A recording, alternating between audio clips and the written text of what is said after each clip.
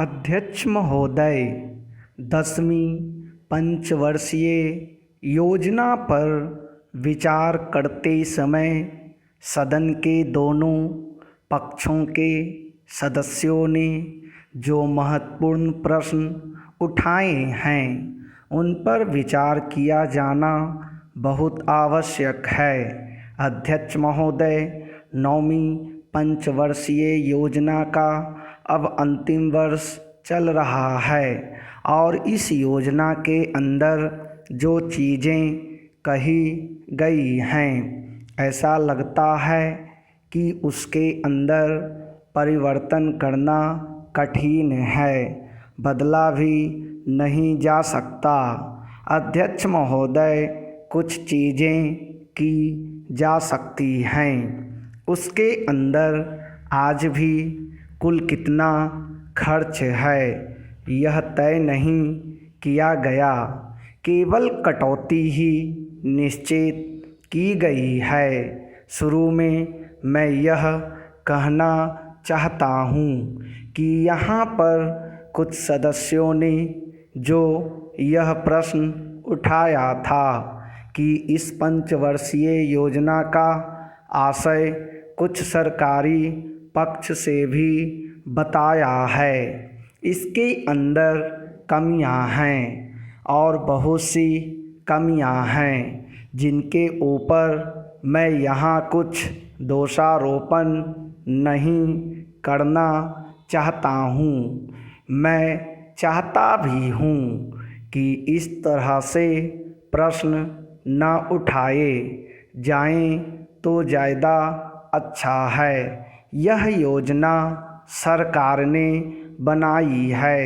यह योजना मंत्रिमंडल ने पहले बनाई और अनुमोदन होने के बाद भी इसमें कुछ कमियां रह गई हैं, तो यह कमी रहने का दोष किसके ऊपर है? मैं समझता हूँ सदन के सभी सदस्य इसको जानते हैं। बहुत से लोगों ने दिल्ली के प्रश्न उठाए, जो दिल्ली के साथ अन्याय किया गया है, तो मैं समझता हूँ इस बारे में सब आवाज़ उठाएं। इस बात की आज ज़्यादा ज़रूरत है। मैं यह कहना चाहता हूँ भारत सरकार से या जिन्होंने ये सारी योजनाएं बनाईं, उन्होंने वास्तव में यहाँ के साथ बड़ा बुरा किया, यहाँ के साथ अन्याय किया, क्योंकि उन्होंने इस पंचवर्षीय योजना को बनाते समय ध्यान नहीं दिया कि क्या योजना बना रहे हैं गलत बना रहे हैं या सही बना रहे हैं, इनसे क्या लाभ हानि होगा। इन सब बातों पर उन्होंने विचार नहीं किया, तो मैं समझता हूँ ऐसी परिस्थितियों के अंदर यह बात ठीक नहीं है। ऐसी दशा में यहाँ पर 5 वर्षों में आने वाली योजनाएं बेकार बनकर रह जाएंगी। जो कटौती निश्चित की गई है उसको समाप्त करना चाहिए, ताकि दिल्ली को हम अंतर्राष्ट्रीय स्तर का एक आदर्श नगर बना सकें। यह बहुत ही आवश्यक है यदि हम इस स्थान की उन्नति चाहते हैं।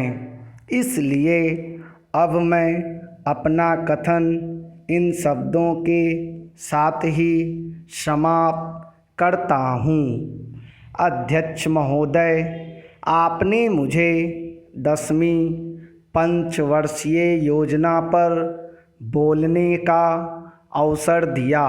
इसके लिए मैं आपका आभारी हूँ। आपने मुझे कम समय दिया, इसके लिए भी आभारी हूँ। अभी मेरे से पूर्व कुछ सदस्यों ने हम पर यह आरोप भी लगाया कि हम योजना में विश्वास नहीं रखते। उन्होंने तो यह भी कहा कि हमारे चुनाव घोषणा पत्र में भी उनको इस बारे में कुछ नज़र नहीं आया। मैं इस बारे में यह निवेदन करना चाहता हूँ कि उन्होंने कोई दूसरा घोषणा पत्र देखा, गलत घोषणा पत्र पढ़ा और उसी को हमारा घोषणा पत्र समझ बैठे। लेकिन मैं यह कहना चाहता हूँ कि हमारा घोषणा पत्र इस समय मेरे पास है। इस घोषणा पत्र में हमारी घोषणा में योजना के बारे में स्पष्ट रूप से कहा गया है कि हम योजना पर विश्वास रखते हैं, लेकिन ऐसी योजना पर विश्वास नहीं रखते जो जनता के दुखों को दूर नहीं कर सकती, जो जनता के कष्ट दूर नहीं कर सकती।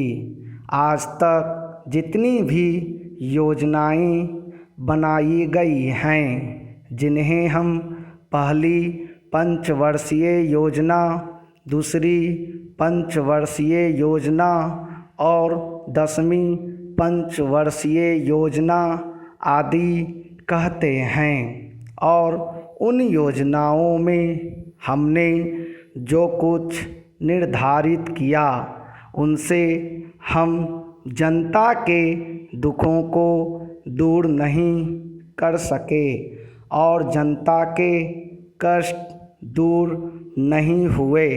इन योजनाओं के परिणाम भी हमारे सामने हैं। बड़े बड़े अनुभवी बैठे, उन्होंने योजनाएं बनाईं, लेकिन योजनाएं ठीक प्रकार से कार्यान्वित नहीं की गईं। उन योजनाओं में काफ़ी दोष थे, जिसके कारण ये योजनाएं लोगों के दुखों को दूर नहीं कर सकीं। लोग दुखी ही रहे। मैं यहाँ पर कहना चाहता हूँ कि जो हमारी योजना थी उसका परिणाम क्या निकला। उसका परिणाम यही निकला कि हमें रुपये का मूल्य कम करना पड़ा।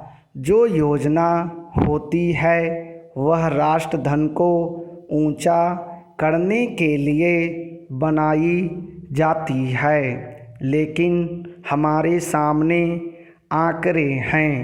इसका परिणाम हमारे सामने है।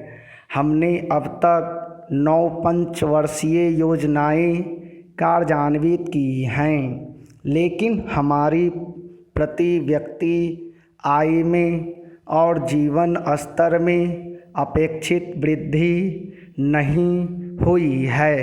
यह दुख की बात है।